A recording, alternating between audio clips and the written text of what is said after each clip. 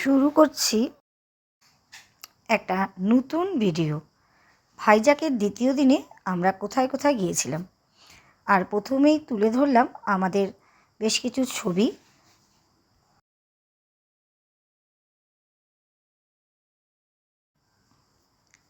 ভাইজ্যাক এর আগে গেছিলাম অনেক বছর আগে, বেশ 15 বছর আগে, অর্থাৎ আমাদের হানিমুনেই আমরা ভাইজ্যাক গেছিলাম। এবার আমরা ঝটিকা সফরে দুদিনের জন্য ভাইজ্যাক গিয়েছিলাম। প্রথম দিন ভাইজ্যাকে কি ঘুরেছি আপনাদের কাছে তুলে ধরেছি, আজকে তুলে ধরছি দ্বিতীয় দিন আমরা ভাইজ্যাকে কোথায় কোথায় গেছি। প্রথমেই চলে আসলাম আমরা টিমিটি পার্কে। ছাতাটা মেথায় নেই, এটা হচ্ছে টিমিটি পার্ক। ঢুকেছি,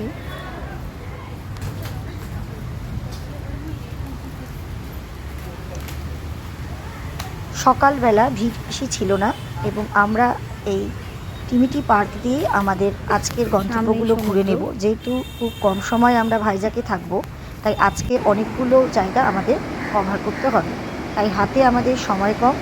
আমরা সেইভাবেই শুরু করলাম আমাদের ভ্রমণের প্রথম টিমিটি পার্ক দিয়ে। এরপর চলে যাব আমাদের ভাইজ্যাকের আকর্ষণীয় জায়গা কৈলাসগিরি। কৈলাসগিরির এটা মূল আকর্ষণ।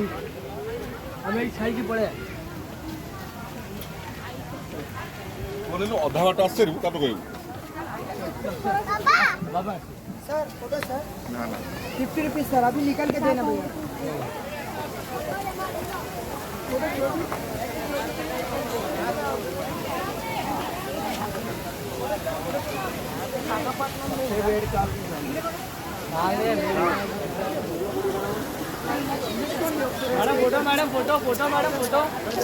প্রচণ্ড ভিড় কৈলাসগিরিতে, চারিদিকে খালি মানুষের ঢল।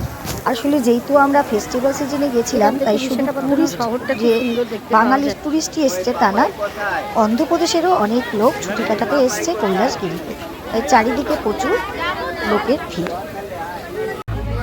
আমরা কৈলাসগিরিতে অনেকক্ষণ লাইনে দাঁড়িয়ে ট্রেনের টিকিটটা পেয়েছি এবং আমরা এই ট্রেনের এসিতে টিকিট নিলাম। একটা মাত্র এসির কোচ থাকে, আর সবগুলো হচ্ছে নর্মাল কোচ। এসির কোচের ভাড়া হচ্ছে 170 করে। আমরা 3টে টিকিট কেটেলাম, আর কেটে আমরা এসি কৈলাসগিরির সম্পূর্ণটা ঘোরায় 8 ঘন্টা ধরে সময় লাগে ঘুরতে।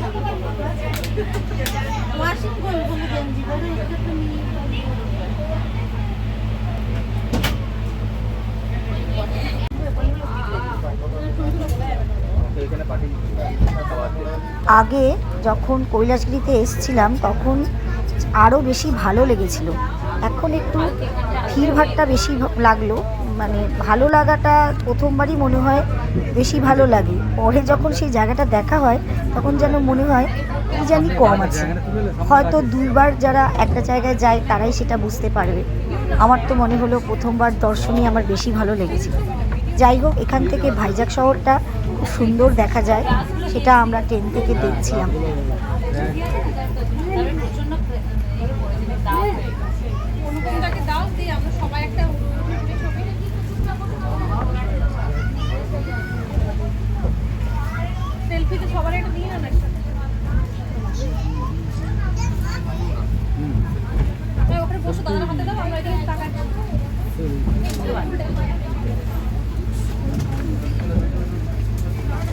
ভাইজ্যাক শহরটাকে খুবই ভালো লাগছিল এখান থেকে দেখতে।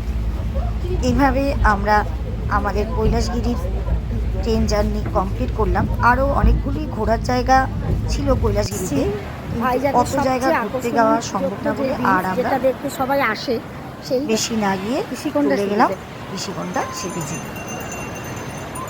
সুন্দর সেই জলরাশি চারিদিকে। আমরা এবার যে একটু স্নান করবো।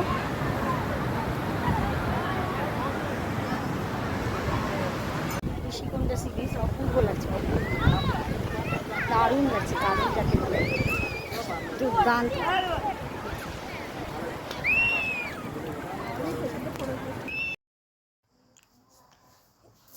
এরপর আমরা তুলে নিলাম ঋষিকোণা সি বিচে বেশ কিছু ছবি, যেই ছবিগুলি তো আমাদের স্মৃতি হয়ে থাকবে। আর শুধুমাত্র আমি একটু পা ভিজিয়েছিলাম, আর আমাদের ফ্যামিলির আর কেউই সেখানে পা ভেজালো না। তার জন্য আমাকে ড্রেস চেঞ্জ করতে হলো লাইনে দাঁড়িয়ে। বাথরুমের ব্যবস্থা ভালোই আছে, আপনারা যে কেউ সেখানে গিয়ে স্নান করতে পারবেন। 30 টাকার বিনিময়ে ড্রেস চেঞ্জ করা যায়, কোনো রকম অসুবিধা নেই। এরপর আমরা চলে আসলাম তোতলাকুণ্ডাতে। তোতলাকুণ্ডাতে কিছু নিদর্শন পাওয়া গেছে, সাঁচি স্তূপের মতো বৌদ্ধদেবের কিছু মূর্তি। কিন্তু আমাদের এত শরীরটা টায়ার্ড ছিল, অনেকটা হাঁটতে হবে বলে আমরা আর দূরের থেকেই দেখলাম, সামনে আর গেলাম না। এরপর আমাদের আরও দুখানা বীজ দেখার ছিল, তাই সেখান থেকে আমরা চলে গেলাম নেচার আর্ট তোতলাকুণ্ডা বিচে। ওই তোকে নিয়ে যেতে বলি গাড়িওয়ালাকে, ফালতু সময় নষ্ট করে লাগবে।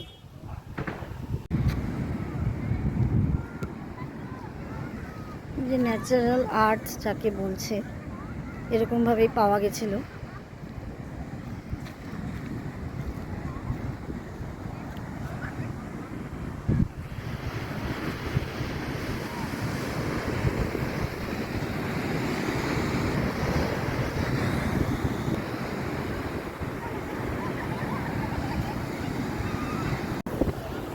পরন্ত বিকালে এই নেচার আর্ট খুব ভালো লাগছে, বেশ অন্যরকম মনে হচ্ছে।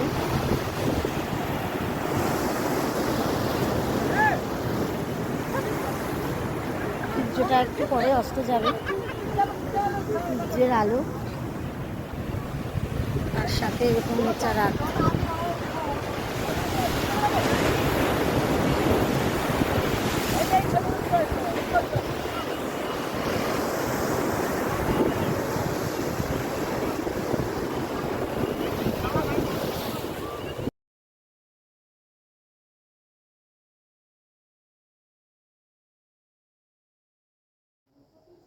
আবার তুলে ধরলাম আমাদের কিছু ছবিগুলো তুলে আমরা এবার চলে যাব আমাদের শেষ গন্তব্য, আরেকটা ব্রিজ দেখতে, এবং তারপরেই শেষ হবে আমাদের ভাইজাগ ভ্রমণ। আর কালকে আমরা চলে যাব সবাই আসে না, সকালবেলা ট্রেন ধরে আমরা চলে যাব গোপালপুর। সেখানে আমরা দুদিন থেকে তারপর আরও দুদিন আমরা পুরীতে থেকে ব্যাক করব। আমাদের এবার এরকমই ছিল ভ্রমণ, পরিষ্কার মাত্র 6 দিনের জন্যই আমরা বার হতে পেরেছিলাম, কারণ এখন আমার মেয়ে বড় হয়ে যাওয়াতে আর বেশি সময় ধরে ঘুরতে পারছি না। তাই এই 6 দিনেই আমরা মোটামুটি সমুদ্রগুলো ঘুরে নেব, আর বঙ্গোপসাগরের যে বিভিন্ন রূপ, সেই রূপগুলো তুলে ধরবো।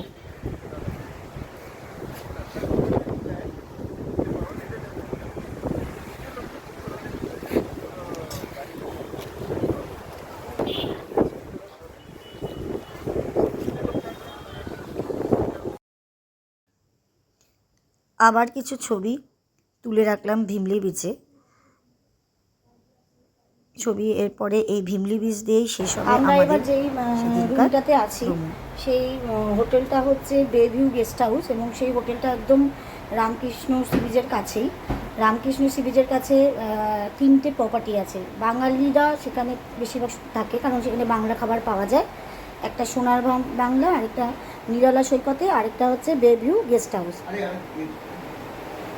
এই 3টে আমি আপনাদের দেখিয়ে দিচ্ছি রুমটা কেমন। এরকম ঢুকেই হচ্ছে একটা আলমারি, টিভি, আয়না, আর মিনি ফ্রিজও আছে একটা, এসি তো আছেই, সাথে একটা বড় খাট, আর এখানে বসার টেবিল, আর আছে একটা টি টেবিল। এই টি টেবিলটার পাশেই আছে একটা জানলা, এবং এই জানলাটা খুললে মোটামুটি জানলাটা খুলে হচ্ছে এরকম বাইরেটা দেখতে পাওয়া যাচ্ছে, মানে সি ভিউ ঠিক না, সাইড সি ভিউ আর শহর ভিউ বলতে পারা যায়। দেখা যায় যে না তা না, সমুদ্র দেখা যায়, কিন্তু বেশিরভাগ সমুদ্রটা পাশের যে রুমটা আছে 101, সেই রুমটাতে সমুদ্রটা বেশি ভালোভাবে উপভোগ করা যায়।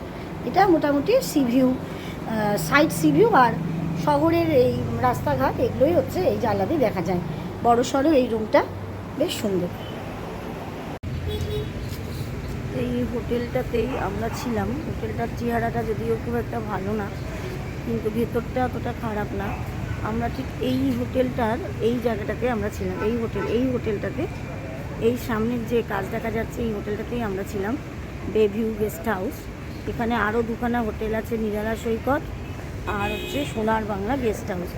একদম হ্যাঁ বলি নাই এখনো, রামকৃষ্ণ সিরিজ, এই রামকৃষ্ণ সিরিজের পাশেই উল্টো পাশে এই হোটেলটা। বাঙালিরা আসলে খাওয়া দাওয়া নিয়ে কোনো সমস্যা নেই ওই হোটেলে। আর এই একদম মানে কাজ সামনেই হচ্ছে রামকৃষ্ণ আশ্রম, রামকৃষ্ণ মিশন আশ্রম হচ্ছে একদম সামনেই। এখানটাতে আমরা আজকে চলে যাচ্ছি গোপালপুর।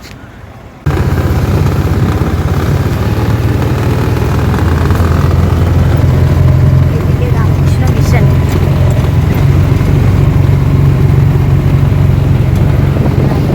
আমরা এবার চলেছি গোপালপুরের উদ্দেশ্যে। আমরা এখান থেকে ট্রেন ধরে বিশাখাপত্তনম থেকে সকালে 8টা ধরে চলে যাব গোপাল বেহারামপুরে নামলাম। গোপালপুর আসতে গেলে বেহারামপুর স্টেশনে নামতে হয়। সেখান থেকে আমরা একটা অটো নিলাম, অটো নিয়ে আমরা এখন যাচ্ছি বেহারামপুর, যাচ্ছি গোপালপুরের স্বস্তিক ফার্ম রিসোর্ট বলে একটা রিসোর্টে আমরা বুক করেছি। এই রিসোর্টটা কেমন হবে গিয়েই বুঝতে পারবো। যাই হোক আমরা এখন যাচ্ছি।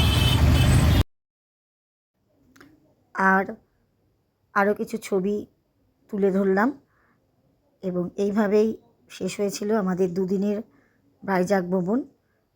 আমরা কোথায় ছিলাম সেটাও দিয়ে দিলাম। ভালো থাকবেন।